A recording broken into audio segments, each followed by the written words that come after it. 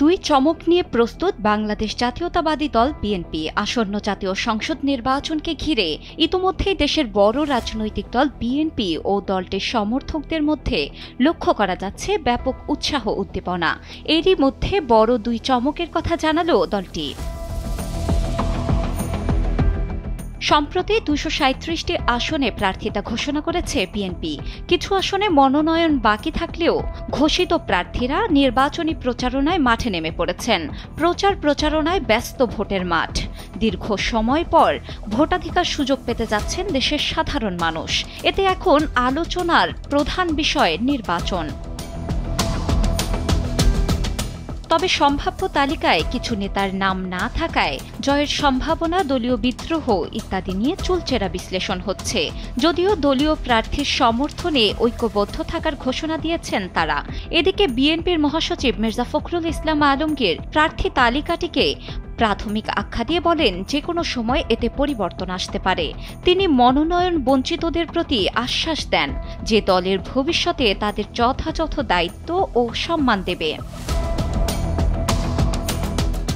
জানা গেছে, নির্বাচনের তফসিল ঘোষণার পরই বিএনপির আনুষ্ঠানিক প্রচারণা শুরু করবে। বগুড়ার দুটি গুরুত্বপূর্ণ আসনে বিএনপির শীর্ষ নেতৃত্বকে প্রার্থী হিসেবে চূড়ান্ত করায় স্থানীয় রাজনীতিতে নতুন মাত্রা যোগ হয়েছে। নেতাকর্মীরা নতুন আমেজে মাঠ গোছানো শুরু করেছেন। আসনগুলোতে ধানের শীষে ভোট চেয়ে তারা চালিয়ে যাচ্ছেন গণসংযোগ ও প্রচারণা। এছাড়া এবারের প্রচারণায় একটি বড় চমক, দলীয় চেয়ারপারসন বেগম খালেদা জিয়া ও ভারপ্রাপ্ত চেয়ারম্যান তারেক রহমানের একসাথে অংশগ্রহণ।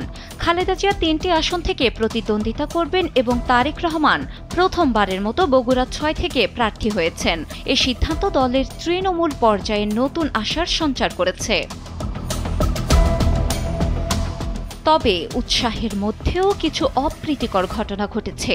মনোনয়ন না পেয়ে চট্টগ্রামের সীতাকুণ্ড ও মাদারীপুরে কিছু কর্মী সড়ক অবরোধ করে বিক্ষোভ করেন। এসব ঘটনার প্রেক্ষিতে মাদারীপুর ১ আসনে দলীয় প্রার্থী কামাল জামান মোল্লার মনোনয়ন স্থগিত করা হয়েছে।